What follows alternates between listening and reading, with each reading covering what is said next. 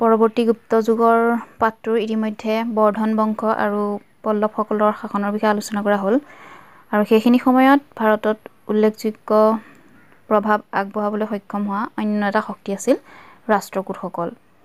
আজি এই ৰাষ্ট্ৰকূটসকলৰ বিষয়ে আলোচনা কৰিবলৈ লৈছোঁ।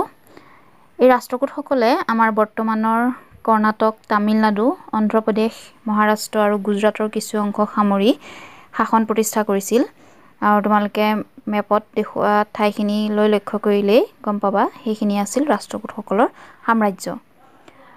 আৰু ৰাষ্ট্ৰকূটসকলৰ শাসন প্ৰতিষ্ঠা কৰিছিল দান্তিদুৰ্গ বা দান্তি বৰ্মন নামৰ এজন বিষয়াই সামন্তৰ প্ৰভুৱে 753 খ্ৰীষ্টাব্দত বাতাপীৰ চালুক্য ৰজা দ্বিতীয় কীৰ্তিবৰ্মনক পৰাস্ত কৰি। আৰু তেতিয়াৰ পৰাই ৰাষ্ট্ৰকূটসকলৰ শাসন আৰম্ভ হয় আৰু তেওঁলোকৰ সেই সময়ত স্থাপন কৰা মান্যখেদা বা মালখেদা ৰাজধানীয়ে পৰৱৰ্তী ৰাষ্ট্ৰকূট শাসকসকলৰো ৰাজধানী আছিল।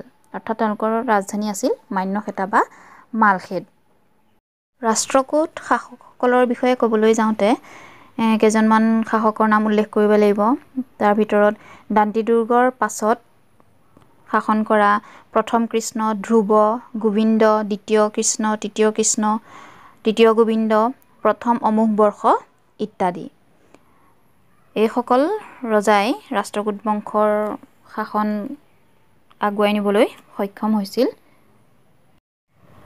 ইতিমধ্যে উল্লেখ কৰা ৰাষ্ট্ৰকূট শাসকসকলৰ ভিতৰত আটাইতকৈ উল্লেখযোগ্য আৰু শ্ৰেষ্ঠ ৰজাজনে আছিল প্ৰথম অমুক বৰ্ষ, যি 64 বছৰ ধৰি ৰাষ্ট্ৰকূট শাসনভাৰ চম্ভালিছিল।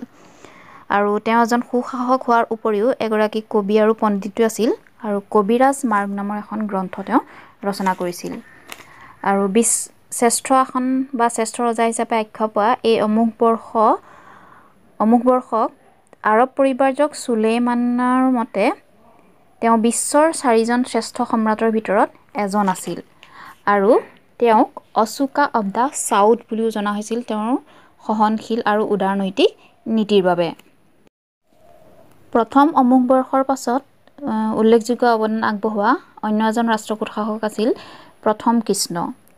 আৰু এই প্ৰথম কৃষ্ণৰ দিনতেই ইলোৰাৰ বিখ্যাত কৈলাশ মন্দিৰ নিৰ্মাণ কৰা হৈছিল, যি কৈলাশ মন্দিৰে বৰ্তমানেও ৰাষ্ট্ৰকূটসকলৰ গৰিমা আমাক সোঁৱৰাই থাকে। আৰু তেওঁ এই কৈলাশ মন্দিৰ ঔৰংগাবাদত নিৰ্মাণ কৰিছিল আৰু ইয়াৰ এটা অন্যতম বৈশিষ্ট্য হৈছে যে মাত্ৰ এটা শিলৰ পৰাই এই মন্দিৰ নিৰ্মাণ কৰা হৈছিল। ৰাষ্ট্ৰকূটসকলে আমাৰ ভাৰতৰ সেই অঞ্চলবোৰত শাসন কৰি থকা সময়তে সেই সময়ত কনৌজক কেন্দ্ৰ কৰি বিভিন্ন পক্ষৰ মাজত বিশেষকৈ ৰাষ্ট্ৰকূট, পাল আৰু প্ৰতিহাৰসকলৰ মাজত সততে সংঘৰ্ষ হৈছিল। আৰু এই সংঘৰ্ষত তিনি শক্তি পাল, প্ৰতিহাৰ আৰু ৰাষ্ট্ৰকূট যিহেতু জড়িত হৈ আছিল, গতিকে এই সংঘবোৰক ত্ৰিপাক্ষিক সংঘৰ্ষ হিচাপে আমাৰ বুৰঞ্জীত জনা যায় বা ইতিহাসত জনা যায়। আৰু এই ত্ৰিপাক্ষিক সংঘৰ্ষত ৰাষ্ট্ৰকূট বংশৰ ধ্ৰুৱ নামৰ ৰজাজনে প্ৰথম অংশগ্ৰহণ কৰিছিল। ৰাষ্ট্ৰকূট বংশৰ একেবাৰে শেষৰজন সম্ৰাট আছিল চতুৰ্থ ইন্দ্ৰ, যি জৈন ধৰ্মৰ এটা নিয়ম অনুযায়ী মৃত্যু পৰ্যন্ত উপবাসে থকা সেই নিয়ম পালন কৰি মৃত্যুক আঁকোৱালি লৈছিল। অৰ্থাৎ যেতিয়ালৈকে তেওঁৰ প্ৰাণ ত্যাগ হোৱা নাছিল তেতিয়ালৈকে তেওঁ উপবাসে থাকি যোৱাৰ যিটো জৈন ধৰ্মৰ এটা নীতি, সেই নীতি পালন কৰি মৃত্যুক আঁকোৱালি লৈছিল। বাতাপীৰ চালুক্যসকলক পৰাস্ত কৰি দান্তিদুৰ্গ বা দান্তি বৰ্মনে প্ৰতিষ্ঠা কৰা এই ৰাষ্ট্ৰকূট বংশৰ শাসনৰ অন্ত পৰে দ্বিতীয় পল্লৱ, যিয়ে কল্যাণীৰ চালুক্যসকলৰ শাসন প্ৰতিষ্ঠা কৰিছিল। আৰু বিভিন্ন আন্তঃকণ্ডল আৰু দুৰ্বল ৰজাৰ ভূমিকাৰ কাৰণে এই সময়ছোৱাতেই ৰাষ্ট্ৰকূটসকলৰ পতন হয়। ভাৰতৰ সংস্কৃতি সভ্যতালৈ অৰিহণা যোগোৱা এই ৰাষ্ট্ৰকূটসকলৰ শাসনৰ বিভিন্ন উল্লেখযোগ্য দিশ আছে আৰু তাৰ ভিতৰতেই চমুকৈ দুটামান আলোচনা কৰিবলৈ লৈছোঁ। এই ৰাষ্ট্ৰকূটসকলে আমাৰ বৰ্তমানৰ বিখ্যাত অজন্তা আৰু ইলোৰাৰ গুহা নিৰ্মাণ কৰিছিল, সেই বিষয়ে আমি গম পালোৱে। আৰু এই গুহাবোৰ কেৱল এটা ধৰ্মীয় বিশ্বাসৰ লগত জড়িত নাছিল। ই মূল তিনিটা ধৰ্ম সেই সময়ৰ বৌদ্ধ ধৰ্ম, হিন্দু ধৰ্ম আৰু জৈন ধৰ্ম তিনিওটাৰে লগত জড়িত আছিল। আৰু কোৱা যায় যে ইলোৰাত মুঠ 34টা গুহা আছিল আৰু এই 34টা গুহাৰ ভিতৰত 1ৰ পৰা 12লৈকে থকা গুহাবোৰ বৌদ্ধ ধৰ্মৰ লগত জড়িত, 13ৰ পৰা 29লৈকে থকা গুহাবোৰ হিন্দু ধৰ্মৰ বিশ্বাসৰ লগত জড়িত আৰু 30ৰ পৰা 34লৈকে থকা গুহাবোৰ জৈন ধৰ্মৰ বিশ্বাসৰ লগত জড়িত। গতিকে ইয়াৰ পৰা সেই ৰাষ্ট্ৰকূট শাসকসকল অন্য ধৰ্মৰ প্ৰতিও উদাৰ আছিল যে আমি সেই কথা অনুমান কৰিব পাৰোঁ। ৰাষ্ট্ৰকূটসকলৰ ধৰ্মীয় ক্ষেত্ৰখনৰ কথা ক'বলৈ গ'লে আমি তেওঁলোক যথেষ্ট সহনশীল আছিল বুলিয়েই ক'ব লাগিব।